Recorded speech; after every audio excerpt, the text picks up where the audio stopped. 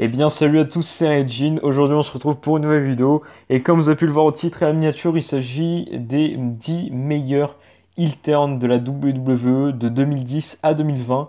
Il faut savoir c'est que ce n'est pas un top, donc ce n'est pas un classement du meilleur. Mais en gros c'est les 10 meilleurs pour moi. Bien sûr c'est mon avis, donc si vous n'êtes pas d'accord avec mon avis, bah c'est pas grave. C'est pas grave. C'est mon avis des meilleurs heel turns de 2010 à 2020 et en sachant que j'en ai choisi que 10. Voilà, donc gros merci d'ailleurs à mon pote Prosnight qui m'a aidé pour deux heel turns.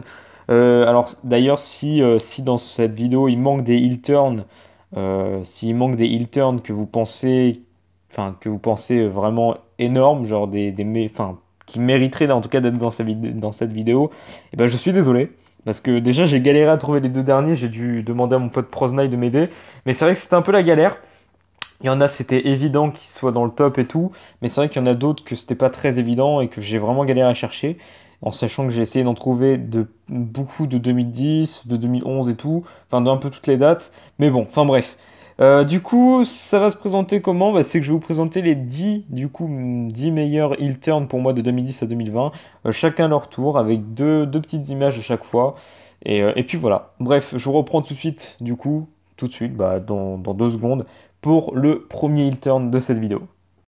Et du coup, le premier heel turn de cette vidéo, il s'agit du heel turn de Seth Rollins le 12 septembre 2019.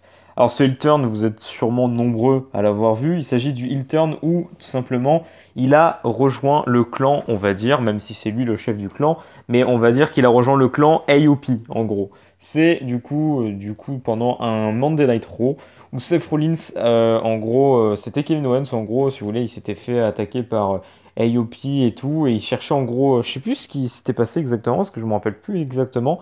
Ah oui, il faut savoir, c'est que cette vidéo, j'ai pas fait des recherches et tout, hein. J'ai juste cherché les dates, et là je vous parle de ce que de ce que je me rappelle du heel turn. Voilà, ça va être ça à chaque fois. Je préfère faire des vidéos comme ça, enfin bref, on s'en fout. Bref, mais je sais plus enfin qu'est-ce qu'il cherchait déjà, Kevin Owens. Bah, je crois bah, c'est simple, oui, voilà, il cherchait Rollins parce qu'il pensait que c'était Rollins justement. En sachant que Rollins, lui, il disait que c'était pas lui et tout, qui disait à IOP d'attaquer et tout, machin et tout et tout. Et du coup, c'est lors d'un segment où Kevin Owens, justement, avec sa batte de baseball, il voit un genre de camion, on va dire, et il commence à taper sur le camion. Enfin, c'est pas un camion, mais c'est un van, un car, enfin, vous avez compris, bref, vous avez compris. Et il tape dessus, il tape sur le van, on va dire, avec la batte de baseball et tout, jusqu'à temps que AOP vienne attaquer Kevin Owens.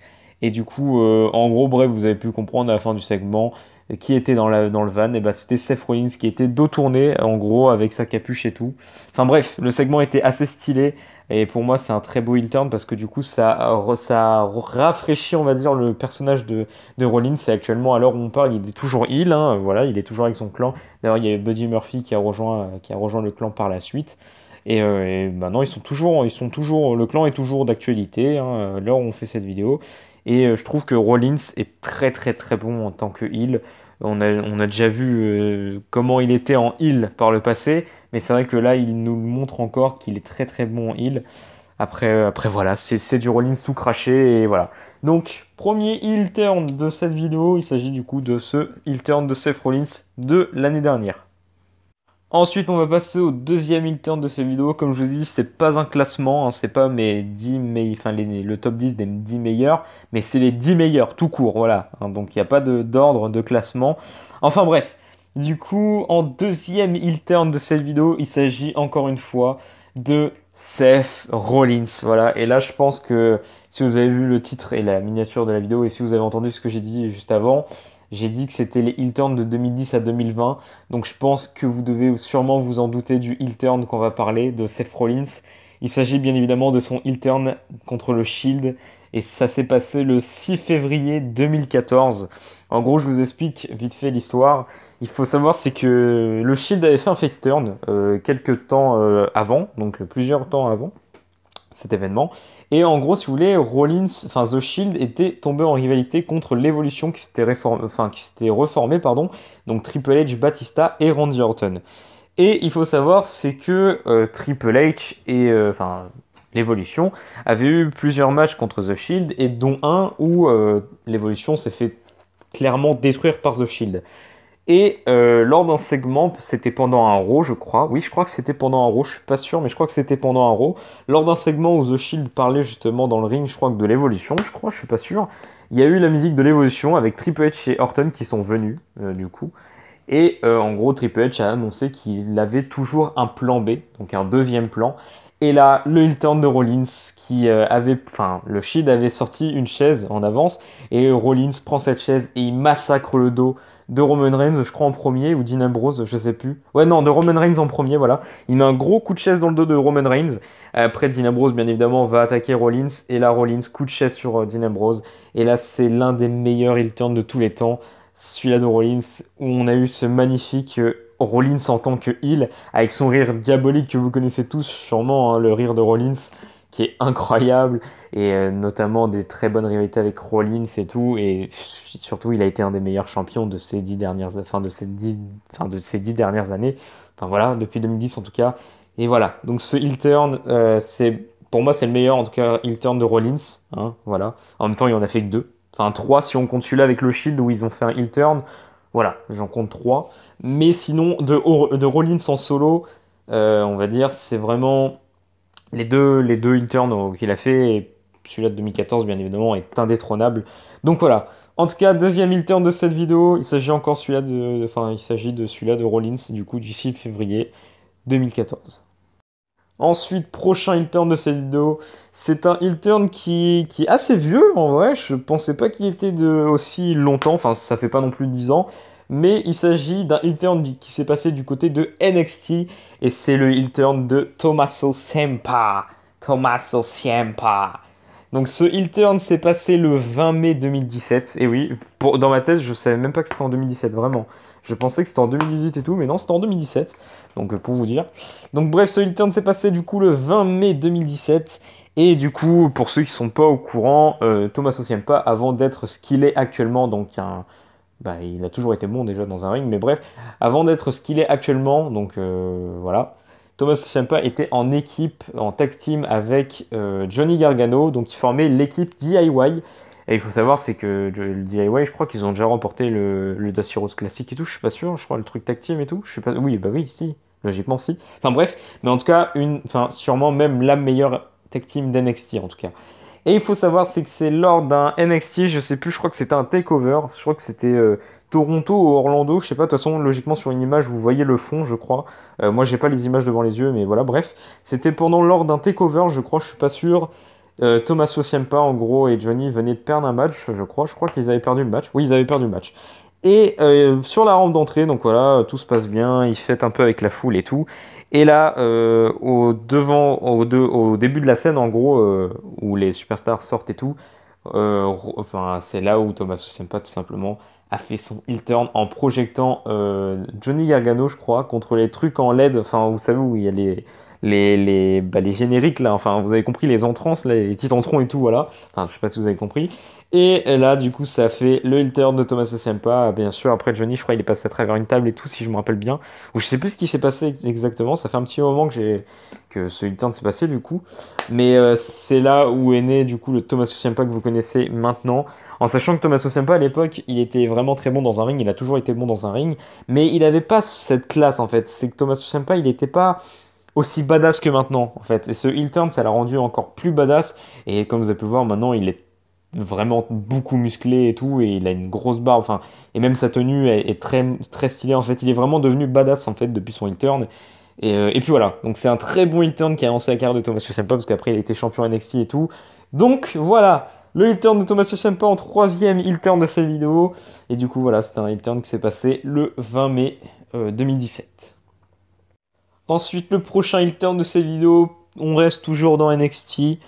Il s'agit d'un heel turn qui s'est passé très récemment aussi. Il est plus récent que celui-là de Seth Rollins, de un mois précisément, enfin presque précisément. Mais il est plus récent de celui-là de Rollins qu'il a fait l'année dernière du coup. Il s'agit du heel turn de Finn Balor. Voilà, donc comme vous savez, Finn Balor est retourné à NXT. Et du coup, le 23 mai... le 23 mai, qu'est-ce que je dis moi, pardon? Le 23 octobre 2019, Finn Balor arrive. En gros, si vous voulez, dans le ring, il y avait un face-à-face Undisputed Era et Tommaso Ciampa et Johnny Gargano. Et en gros, bah, comme vous savez, Undisputed Era sont 4 et Johnny et Tommaso Ciampa étaient que 2. Et du coup, on entend la musique de Finn Balor qui était encore face à ce moment-là. Tout le monde était, toute la foule était en délire parce que voilà, c'était un peu le retour c'était le retour tout simplement de Finn Balor à NXT et tout, c'était vraiment incroyable. Et là, face à face, et là, Finn Balor fait je sais plus comment on appelle ça, un genre de coup de pied retourné en gros, je sais plus comment on appelle ça, je sais plus. Bref, en gros, vous savez, genre il est de dos à l'adversaire et il met un coup de pied en arrière, comme une retournette au gros au foot, vous avez compris. Et il le met en plein dans la tête de Johnny Gargano, en sachant que d'ailleurs ce coup de pied est juste énorme parce que il regardait pas Johnny Gargano, genre il l'a fait vraiment genre comme ça, genre vraiment genre, enfin c'est, bref, ce coup de pied est incroyable. Et c'est là où ça a tout simplement, enfin, c'est là où tout simplement Finn Balor a pété un câble et a fait son heel turn, en sachant que peut-être que pour certains, le heel turn de Finn Balor est pas fou, est pas ouf et tout, mais le heel turn, je suis désolé, était vraiment incroyable, je trouve. Il était incroyable et même revoir Finn Balor en tout cas à NXT en tant que heel, c'est juste incroyable. Du coup, c'est pour ça que ce heel turn, je l'ai mis dans ce top. Après, peut-être qu'il y en a qui vont pas être d'accord. Après, voilà, j'ai envie de vous dire, c'est mon choix, c'est mon top et tout. Donc, enfin, c'est même pas un top, mais bon, bref. Mais c'est pour ça que j'ai décidé de le mettre dans cette vidéo en tout cas. Et puis voilà. Bref, du coup, voilà, c'était le heel turn du coup de Finn Balor, du coup, du 23 octobre 2019. Ensuite, le prochain heel turn, et là, c'est un des heel turns aussi les plus marquants de la WWE. Et c'est un des heel turns aussi qui a vraiment, comment dire, changé aussi une partie, enfin, une période du catch en tout cas qui était vraiment magnifique. Il s'agit du heel turn de Triple H du 18 combien c'était du 18 août, voilà, excusez-moi, du 18 août 2013 à SummerSlam. Voilà, donc pour ceux qui s'en rappellent, c'est un des heel turns déjà les plus marquants. En sachant que à cette époque-là, vraiment les top stars, surtout la top star, c'était Daniel Bryan. Toute la foule était autour de Daniel Bryan. C'était la période du Yes Movement. Et encore, la période du Yes Movement est encore venue encore plus après. Mais là, c'était vraiment le début et c'était vraiment déjà incroyable tout ce qui se passait avec Daniel Bryan. Et il faut savoir, c'est que Daniel Bryan, du coup, avait un match contre John Cena. Voilà, il avait un match contre John Cena pour le titre WWE, tout simplement. Et c'était à SummerSlam, du coup, donc comme je vous ai dit, en 2013. Et du coup, en arbitre spécial, c'était tout simplement Triple H, qui était face, du coup, à cette époque-là. Et ce qui s'est passé dans le match, c'est que déjà, c'était un très bon match, et Dan Bryan a gagné à la fin. Voilà, il a gagné ce match. Et ce qui se passe, c'est qu'on entend la musique de Orton à la fin du match, du coup. Et Orton qui fait signe, parce que pour ceux qui sont pas au courant, Orton était le Money in the Bank à cette époque-là, cette période-là en tout cas. Et du coup, CM Punk, pardon, excusez-moi, Randy Orton fait semblant en gros de venir cashing, sauf que bien sûr après il fait un demi-tour. Et c'est là où Triple H en tant qu'arbitre était toujours resté dans le ring. Il retourne Daniel Bryan et là le pedigree de Triple H sur Daniel Bryan. Et là, vous connaissez je pense la suite. Orton qui vient, il cash in. Triple H qui donne la mallette, voilà, et en gros il confirme le cashing. Et là, 1, 2, 3, et Orton qui devient le nouveau champion de la WWE avec ce magnifique heel turn de Triple H, en sachant que c'est un heel turn aussi de Orton, où je crois qu'il était déjà heel, je sais plus. Je sais plus, je crois qu'il était déjà heel, mais bref, en tout cas, voilà, c'est le heel turn de Triple H le plus marquant. Voilà, enfin, c'est pas le plus marquant de l'histoire, mais je veux dire, c'était très marquant. Voilà, le heel turn de Triple H, et c'est là où ça s'est formé aussi Authority, etc. par la suite, et où Daniel Bryan a eu le Yes Movement, et c'est là où il y a eu l'un des plus gros mouvements de l'histoire de la WWE, le Yes Movement. Et voilà, dites-vous que voilà, ça a commencé comme ça un peu. Et puis voilà, donc bref, c'était le heel turn de Triple H, du coup, le 18 août 2013. Ensuite, prochain heel turn de cette vidéo, il s'agit de Randy Orton, on l'a évoqué juste avant, mais c'est pas le heel turn d'avant, enfin, comme Triple H. Mais là, on veut bien parler de Orton et de son heel turn le 27 janvier 2020, donc c'est très récent, hein, c'est en janvier, et je pense que clairement, vous devez pas savoir de quel heel turn je passe, enfin de quel heel turn je parle, pardon, pour ceux qui suivent la VE actuellement. Il s'agit tout simplement du heel turn de Triple H, de Randy Orton, pardon, du coup qui s'est passé lors d'un Raw où tout simplement il a détruit Edge. On va être très honnête. Pour tout vous expliquer, en gros, Edge a fait son retour au Royal Rumble de cette année, donc à l'heure où je fais, à l'année en tout cas où je fais cette vidéo, pour ceux qui verraient cette vidéo plusieurs années plus tard et tout. Voilà, aujourd'hui, enfin du coup on est en 2020 et il y a eu le Royal Rumble en janvier où Triple H. Il faut que j'arrête de dire Triple H, excusez-moi, je sais pas, j'ai Triple H en tête. Ou Randy Orton, excusez-moi, a gagné. Oh là là, mais excusez-moi, je confonds tout. Excusez-moi, je suis désolé. Bref, ou tout simplement Edge a fait son retour lors du Royal Rumble et toute la foule était en délire et c'était incroyable parce que ça faisait plus de 10 ans, ou 10, 9 ans qu'il avait pas, qu'il était blessé ou qu'il avait quitté la VE en tout cas, à cause de sa blessure à la nuque. Et il faut savoir, c'est que pendant le Rumble, en gros, Edge et Orton, bah, ils ont formé, on va dire, Rated RKO pendant quelques minutes, pendant plusieurs temps de match. Et à la fin, Orton a essayé de faire un petit coup de pute à Edge en le prenant, en l'éliminant, on va dire. Sauf que bien sûr, Edge, il s'est retourné à temps et tout. Il y a eu une petite phase drôle. Et là, Edge, bien évidemment, a éliminé Orton. Voilà, hein, pour, on va dire, le karma. Voilà, on va appeler ça le karma. Et bref, mais on va surtout parler du Raw, du coup, après le Royal Rumble, où Edge justement était venu dans le ring pour parler et pour dire qu'il était très content de revenir à la WWE et tout, etc., etc. Il racontait un peu tout ce qui s'était passé et tout pendant sa longue période de non-catch, on va dire. Et là, Randy Orton qui vient, qui le prend dans ses bras. Donc il faut savoir c'est qu'Orton l'avait pris dans ses bras en mode, bah voilà, on est en mode, je suis très content de te revoir et tout. Orton l'a complimenté et tout. Et ce qui s'est passé, c'est qu'au bout d'un moment, Orton, hein, vous savez, il est très vicieux. Et là, il sort un RKO out of nowhere sur Edge, tout simplement. Et après, je pense que vous connaissez la suite. Hein, il s'est acharné sur Edge et tout. Après, il a eu des moments d'hésitation. Et c'est là où il a sorti du coup les deux chaises. Et il a fracassé la nuque de Edge encore une fois. Et voilà. Hein, c'est un heel turn qui est magnifique. Là, je vous explique vraiment le heel turn, mais vraiment pour voir comment son heel actuel, parce que c'est actuellement ça se passe, hein, pour vous dire, là il y a eu Raw cette nuit, et c'est là où Edge a fait son retour. Voilà, je vous spoil, hein, mais bon voilà. C'est là où Edge a refait son retour, et il s'est un peu battu avec Orton et tout, mais bref. Mais enfin, s'il vous plaît, allez voir les segments de Orton avec Bert Phoenix, allez voir les segments de Orton, parce que actuellement son heel turn est juste tellement bien construit, il est incroyable. Bon, après, on connaît la VE, il risque de tout gâcher, hein. On connaît la VE, mais bon. Mais en tout cas, actuellement, pourtant, c'est très récent et le heel turn n'est pas encore fini et tout. Et c'est vraiment, pour moi, un des meilleurs heel turn, en tout cas, de 2010 à 2020. Et puis voilà. Après tout, c'est mon classement. Enfin, c'est même pas un classement, mais bref. C'est mon choix et tout, donc, hein. Mais bref. Donc, c'était le heel turn, du coup, de Randy Orton, du coup, du 27 janvier 2020.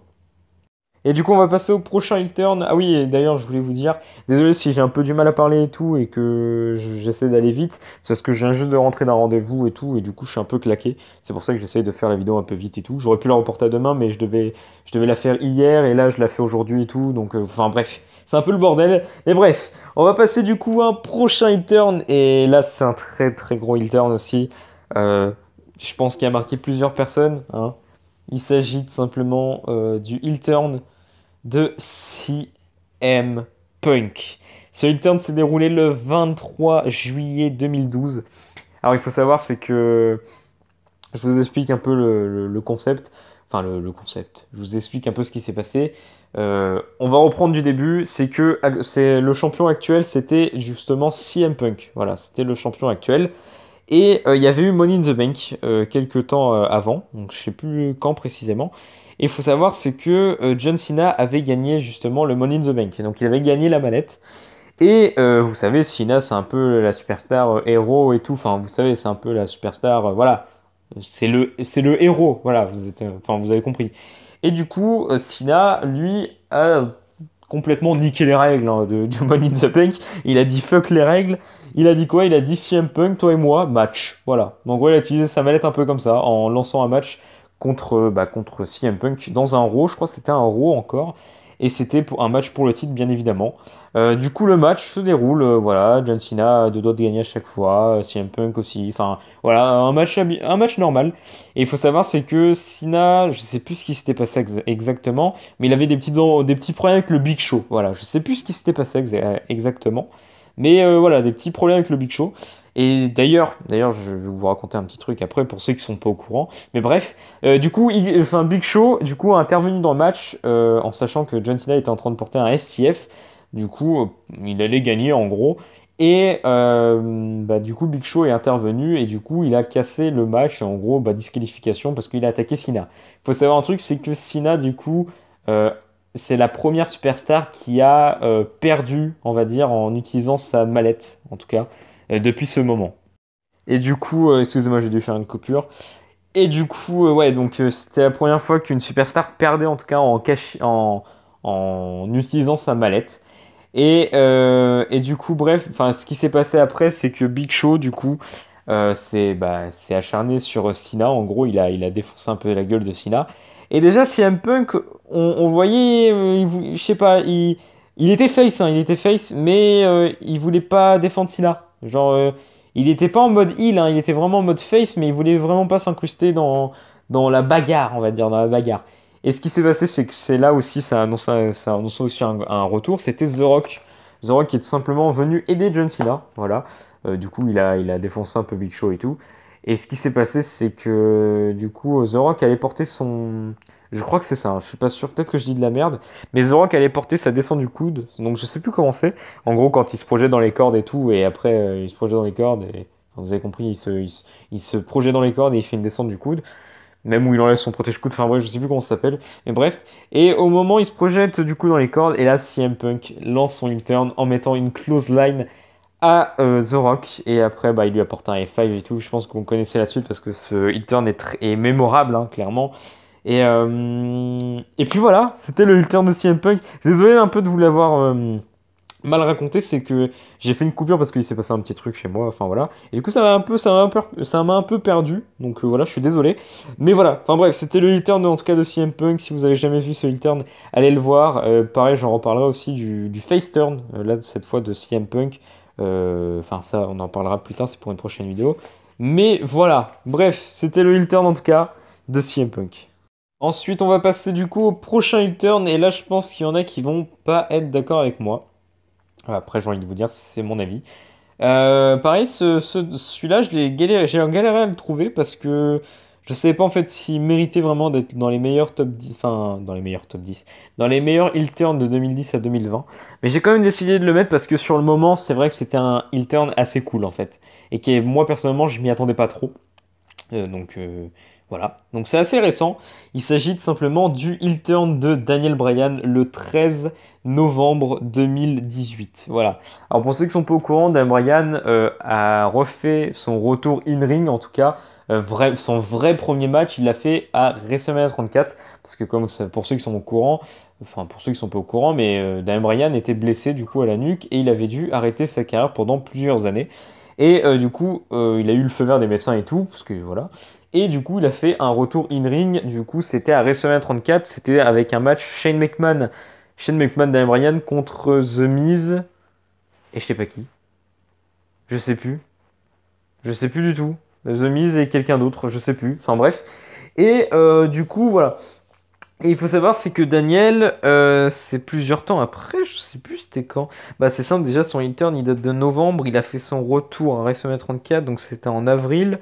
Du coup, ouais, donc c'est quand même plusieurs mois après, hein, c'est quand même, voilà, hein, c'est plusieurs mois après. Daniel Bryan, en gros, enfin, je vais vous expliquer en gros le heel turn. Daniel Bryan avait une chance pour le titre, mais déjà quelques semaines avant, il avait des comportements bizarres. Mais bon, bref, on va vraiment parler du match où il a fait son heel turn en gros. Donc c'était un SmackDown live en gros. Et Daniel Bryan du coup avait une chance pour le titre contre AJ Styles qui était le champion actuel. Enfin voilà, c'était le champion actuel de SmackDown. Et il faut savoir c'est que dans ce match, c'était un très beau match d'ailleurs, le match était cool. Et il faut savoir c'est qu'au bout d'un moment, je sais plus ce qui s'est passé, je crois que l'arbitre a été tapé sans faire exprès. Enfin genre il s'est passé un truc, je sais plus ce qui s'est passé. Et en gros, Daniel Bryan a mis clairement un coup dans les bijoux de famille de monsieur AJ Styles. Un petit coup, un petit chabit, tu vois. Et je crois qu'après, il a mis son rallying knee ou un truc comme ça. Je sais plus ce qui s'est passé. Et en gros, vous avez pu le comprendre, mais Daniel Bryan est devenu le nouveau champion. Après plusieurs années et après un retour in ring et tout, voilà, il a été. Voilà, il avait regagné le titre qu'il avait dû abandonner quelques années plus tard. Enfin, quelques années auparavant plutôt. Et, euh, et à la fin, en gros, très clairement, je pense que je suis pas obligé de vous faire un dessin, mais Dan Bryan s'est clairement acharné sur le pauvre AJ Styles, qui était face, hein, parce qu'actuellement il est heel, mais là il était face, AJ Styles. Et c'est là où ça a provoqué le heel turn du coup de Daniel Bryan, où justement après il était contre, enfin il était pour l'écologie, enfin il était avec l'écologie et tout, il était contre tout ce qui était pollution et tout. Et après vous connaissez la suite, je pense, où il a eu sa nouvelle gimmick, on va dire, où il était accompagné d'Eric Rowan et tout, il avait son nouveau Titantron, il avait tout changé en fait, à part sa musique, il avait tout changé. Pareil, le titre d'ailleurs qu'il avait mis en genre de bois et tout. Enfin, je pense que vous connaissez un peu tous la suite de l'histoire. Et puis voilà. Et maintenant, actuellement, il est face. Actuellement, je crois qu'il est face. Oui, oui, si, il est face. Sauf qu'il a les cheveux en moins. Mais bon. Mais il est face actuellement. Mais voilà. Enfin bref, c'était en tout cas le heel turn de Bryan. Et je pense qu'il a quand même sa petite place dans cette vidéo parce que moi je me rappelle que j'étais vraiment content parce que ça avait rafraîchi son personnage en fait, Daniel Bryan, et je trouvais ça vraiment plutôt cool et plutôt badass, et franchement c'était plutôt cool. Donc voilà, donc c'était le heel turn de Daniel Bryan du coup du 13 novembre 2018. Ensuite on va passer à l'avant-dernier heel turn. Pareil, là peut-être que plusieurs personnes vont pas être d'accord. Mais c'est vrai que ça m'a été conseillé par mon pote Pros Knight, et c'est vrai que j'ai été le revoir juste après, et vraiment sur l'époque c'était incroyable. Après pour les non-fans d'NXT, je suis désolé, mais bon, vous avez qu'à suivre NXT. Enfin bref, en tout cas à l'époque et tout. Enfin bref, du coup ce heel turn s'est passé du coup le 11 décembre 2014. Je vous ai pas encore dit le nom du catcheur, mais vous allez comprendre. Il faut savoir un truc, c'est que le 11 du coup décembre 2014, il s'était passé quelque chose à NXT. C'est que c'était pendant un takeover, je crois, je suis pas sûr, non, c'était un takeover. Il y avait un match pour le titre NXT, en sachant que le champion actuel c'était Neville. Voilà, c'était Adrien Neville, parce qu'il s'appelait Adrien Neville à cette époque-là. Donc c'était Neville, voilà, le champion NXT. Et il était en rivalité contre Sami Zayn, qui était face, hein. Attention, Sami Zayn, Neville était face et tout. Et du coup, voilà. Le match se passe et tout. Clairement, le match était cool, déjà. Et la foule était partagée parce que tout le monde aimait bien Neville et tout le monde aimait bien Sami Zayn. Sauf que Sami Zayn, c'était vraiment le chouchou et tout. C'était vraiment la pépite et tout, en fait. Voilà. Et du coup, le match était plutôt cool. Et là, il se passe la chose que plusieurs personnes attendaient. Sami Zayn gagne enfin ce titre. Voilà. Donc, Sami Zayn qui devient le nouveau champion NXT à la fin de cette soirée. Du coup, toutes les superstars viennent l'applaudir dans le ring et tout. Et justement, Kevin Owens, d'ailleurs Kevin Owens qui vient aussi et tout, enfin voilà, qui était venu féliciter son meilleur ami, parce qu'il faut savoir, c'est que Sami Zayn et Kevin Owens sont meilleurs amis dans la vraie vie, et voilà, enfin ils sont meilleurs amis dans la vraie vie. Et du coup, Kevin Owens qui vient féliciter Sami Zayn et tout. Voilà, et Sami Zayn qui célèbre bien sûr parce que c'est le nouveau champion. Enfin voilà, je pense que vous connaissez un peu les délires de nouveaux champions et tout. Enfin bref. Et du coup, toutes les superstars partent et tout. Et Kevin Owens raccompagne Sami Zayn du coup sur la rampe d'entrée. Sauf que ce qui se passe, je pense que vous connaissez tous la suite. Il turn de Kevin Owens qui détruit tout simplement Sami Zayn. Et je sais plus ce qu'il lui fait, je crois je sais plus ce qu'il lui fait. Je crois qu'il lui fait une prise ou un truc, ou il lui met une corde à linge ou un truc comme ça, je sais plus ce qu'il lui fait. Et je pense que vous connaissez tous, c'est là où c'est parti ici le Popo Powerbomb sur le bord du ring. Et du coup, vous avez pu le comprendre, il sort un Popo Powerbomb sur le bord du ring. Et d'ailleurs, ça a blessé Sami Zayn qui était absent pendant plusieurs mois. Et voilà, qu'est-ce que j'ai à vous dire d'autre? Ce heel turn était juste incroyable, c'était la trahison d'un meilleur ami, c'était le heel turn d'un meilleur ami, c'était... Enfin voilà, je sais pas quoi vous dire d'autre. Ce heel turn, je me rappelle à l'époque, j'avais kiffé. Il était énorme, et aujourd'hui, quand j'y repense, il était vraiment juste énorme. Le fait que le meilleur ami trahisse son pote par... je sais pas si c'était de la jalousie, en tout cas, je sais pas. Franchement, je sais plus. Mais en tout cas, voilà. J'ai décidé de mettre ce heel turn parce que c'était vraiment un bon heel turn, je trouve. Et puis voilà. Donc bref, c'était le heel turn en tout cas de Kevin Owens du 11 décembre 2014. Et du coup, on va passer au dernier heel turn de cette vidéo. Et là, je pense qu'il y en a beaucoup qui ne vont pas être d'accord. Et franchement, je vous comprendrai parce que même moi, je sais pas en fait. Pour être très honnête, j'ai vraiment galéré à trouver les heel turns, en tout cas qui méritaient de rentrer dans les 10 meilleurs heel turns de 2010 à 2020, en sachant que je suis pas un expert et moi je vous parle de mes préférences de heel turn, en tout cas, de mes heel turns préférés et tout. Mais en tout cas, celui-là, je sais pas. Je suis partagé en fait. Je l'ai vraiment mis parce que j'avais pas trouvé en fait de dixième. Vraiment. C'est un très bon heel turn, mais enfin vous allez comprendre, vous allez comprendre. On va parler du heel turn de The Fiend. Et c'est là que déjà vous, pour certains, vous n'allez pas trop comprendre. Et je peux comprendre parce que même moi, je suis un peu perdu. C'est que pour moi, et là vous allez me dire pourquoi tu l'as mis, et bah parce que tout simplement j'avais envie d'en parler dans cette vidéo. Et parce que d'un côté c'est vrai, mais d'un côté c'est pas vrai en fait. Le heel turn de The Fiend, alors comment ça en fait? Faut savoir c'est que The Fiend en gros est interprété bien évidemment, vous avez tous compris, par Bray Wyatt. Et Bray Wyatt, avant de quitter la WWE, d'être The Fiend, en gros, vous avez compris, avant d'arrêter son personnage de Bray Wyatt, il était face. Et c'est là où le problème rentre en jeu. C'est que il était face, donc d'un côté, on peut dire que quand il arrivait en The Fiend, il était heel, parce qu'il était heel quand il arrivait avec The Fiend, il est heel, c'est un perso heel, The Fiend. Et donc, on peut dire qu'il a fait un heel turn, parce que c'est le même catcheur, mais avec une autre gimmick. Sauf que moi, c'est vrai que ça me pose un problème parce que moi je pars du principe que c'est pas le même personnage en fait. C'est qu'il y a Bray Wyatt, mais il y a The Fiend.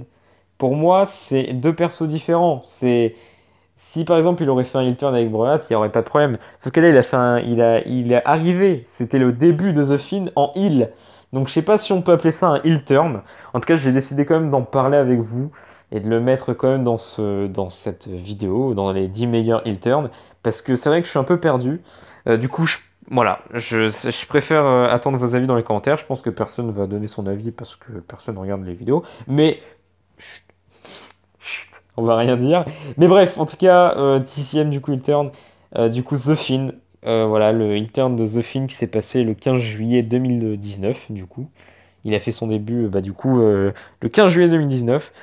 Euh, donc en gros, pour la petite histoire, c'était en gros lors d'un match qui était Finn Balor contre je sais plus qui. The Finn Balor, en gros, enfin Finn Balor, il avait eu un match contre je sais plus qui.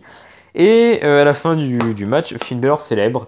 Et là, je pense que vous connaissez tous la suite, hein, parce que ce heel turn, enfin ce heel turn, le début de The Fiend a été vu vraiment des milliers, des millions de fois et tout, et il est juste incroyable.